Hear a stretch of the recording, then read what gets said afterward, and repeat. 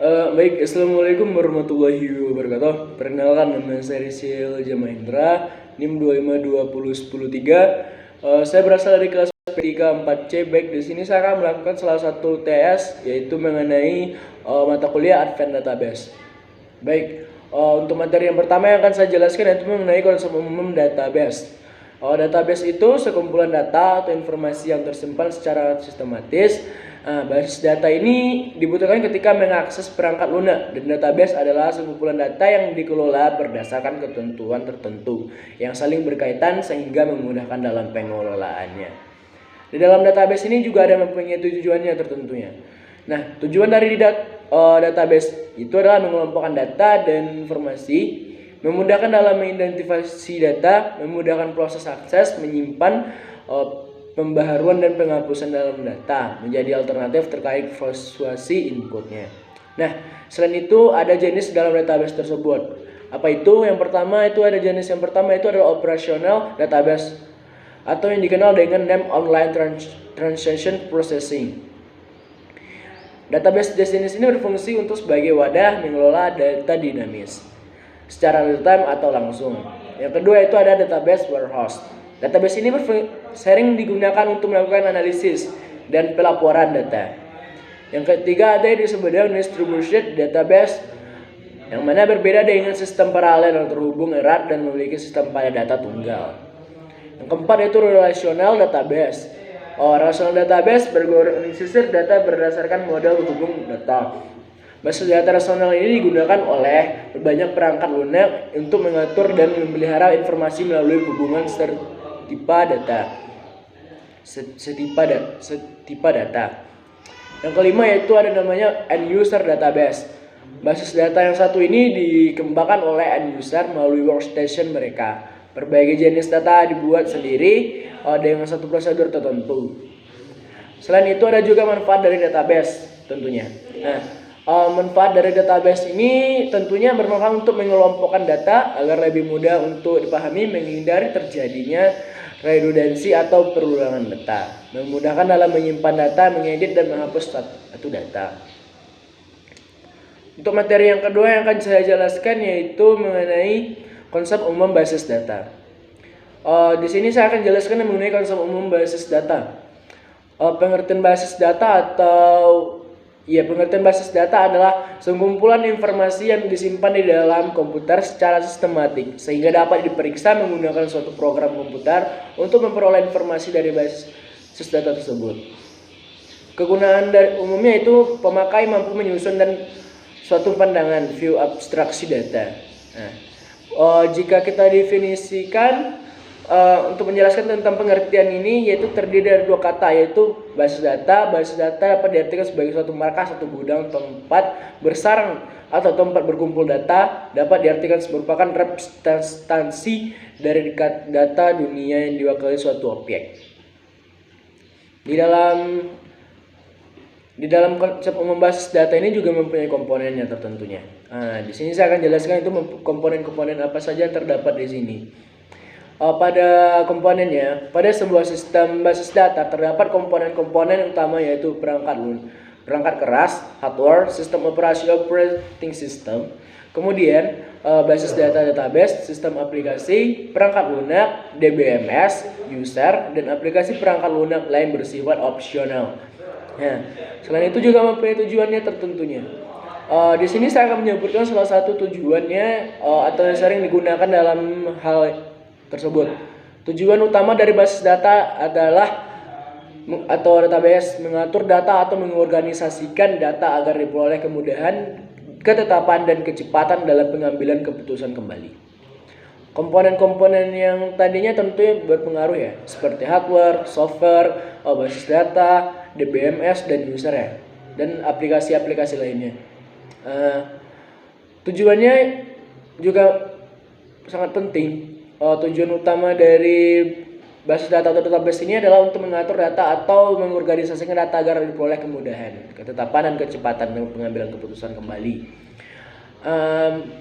Manfaat dari basis data ini sungguh signifikan untuk dirasakan pada kita saat ini. Contohnya yaitu kecepatan dan kemudahan. Kedua itu efisiensi ruang penyimpanan. Yang ketiga itu keamanan atau security-nya. Yang keempat yaitu data dapat digunakan secara bersama. 5. Dapat diterapkan standarisasi atau perpustakaan kontrol data. Jenis-jenisnya yaitu operational database. Yang kedua database warehouse, distribution database, relational database. Yang kelima yaitu ada yang namanya end user database. Yang ketiga itu ada namanya kompetensi umum DBMS. Di sini saya akan menjelaskan mengenai kompetensi umum DBMS. Database Management System atau disebut DBMS adalah sebuah software yang dirancang khusus untuk menghubungkan database dengan pengguna agar proses pengelolaan dan dapat berjalan dengan baik. Sebuah DBMS pada dasarnya bertugas untuk mengelola data, database engine dan skema database agar proses manajemen dan berorganisasikan data dapat berjalan dengan lancar. Dengan kata lain, DBMS itu adalah sebuah perantara visual ya. Nah, untuk komponen-komponen DBMS itu juga mempunyai komponennya tersendiri. Pada umumnya memiliki beberapa komponen fungsional dan ataupun modul. Yang pertama itu komponennya itu file manager. Komponen mengelola ruang di dalam disk dan juga struktur data yang digunakan untuk mempresentasikan informasi yang tersimpan pada byte. Yang kedua itu database manager. Berfungsi untuk menyediakan interface antar dan low level yang terdapat pada basis data tersebut. Nah, yang ketiga itu adalah query processor. Nah, kenapa di sini disebut query processor? Karena ia berfungsi menerjemahkan perintah dalam bahasa query ke instruksi low level yang dapat dimengerti database manager. Yang keempat itu DML precompiler. Mengonversikan perintah DML yang ditambahkan pada suatu program aplikasi ke pemain prosedur normal dalam bahasa Indo. Yang kelima itu atau yang disebut dengan terakhir itu DDL compiler. Mengonversi berbagai perintah DLL ke dalam sekumpulan tabel yang mengandung metadata. Tujuan dari DBMS ini yaitu seperti yang disinggung pada pengertiannya. DBMS yang mana berfungsi sebagai perangkat yang berguna untuk berorganisasi sumber daya data perusahaan. Maka berikut ini beberapa tujuan penggunaan DBMS yaitu pertama itu agar basis data dapat digunakan secara bersama, agar proses akses data lebih mudah dan cepat, untuk menghemat ruang penyimpanan data, untuk menjaga keamanan data, mencegah dan menghilangkan duplikasi dan inkonsistensi data, dan yang terakhir yaitu menangani data dalam jumlah yang besar. Manfaatnya itu DBMS ini data manajemen sistem juga memiliki sejumlah manfaat bagi pemakainya fungsinya.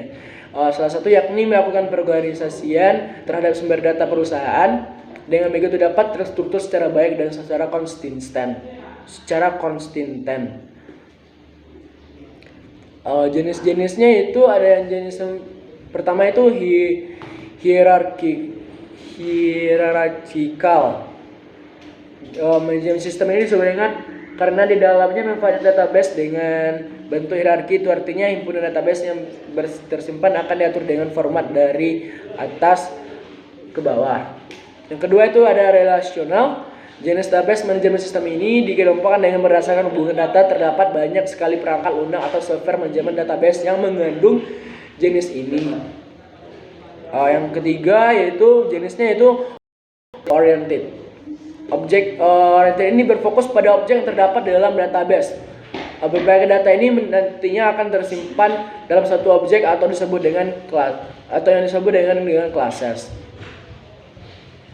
Yang materi keempat yaitu konsep umum ERD dan normalisasi. ERD adalah model atau rancangan yang membuat database.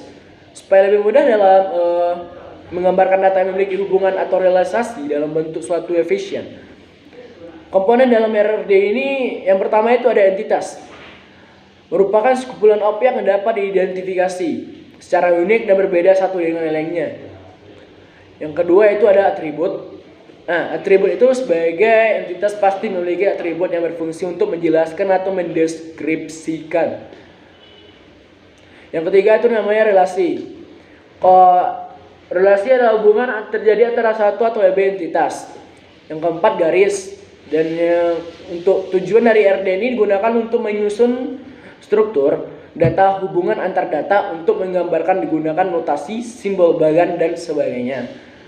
Dan manfaat dari ERD ini adalah membantu menganalisis suatu database dengan cara yang lebih cepat dan juga lebih mudah.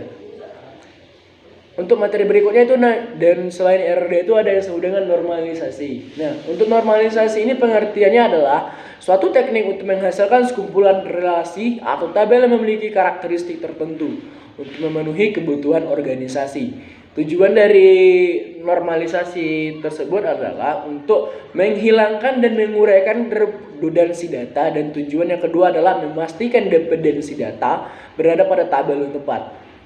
Manfaatnya sendiri adalah diperoleh dari hasil normalisasi adalah basis data mudah diakses, data mudah dikelola, dan minimalkan tempat penyimpanan. Jenis-jenis dari normalisasi tersebut adalah terdiri banyak bentuk. Bentuk normalisasi ada yaitu 1NF, 2NF, 3NF, 1NF, 2NF, 3NF, EKNF, BCNF, 4NF, 5NF, dan DKNF dan NONF. Namun dalam prakteknya dalam dunia bentuk normalisasi ini paling sering digunakan ada sekitar 5 bentuk. Dan materi yang terakhir yang saya bacakan itu atau saya jelaskan lebih signifikannya ya. Sini saya akan menjelaskan mengenai materi terakhir dan saya rincikan yaitu mengenai materi SQL. SQL dalam bahasa query yang dirancang untuk membantu dalam pengambilan dan pengelolaan informasi pada sebuah database untuk yang masih pemula dalam dunia IT. Biasanya diartikan sebagai bahasa yang digunakan untuk mengakses sebuah data dalam bahasa rasional. Komponen-komponen dalam SQL tersebut ada 5 komponen dasar SQL. Yang pertama itu DML. Nah, DML itu DML atau Data Manipulation Language adalah sekumpulan perintah atau komponen SQL untuk manipulasi data sistem database. Yang kedua ada DL, 3 DCL, 4 TCL, dan 5 itu adalah DDL. Yang kelima itu adalah DQL. Nah, jenis-jenis dari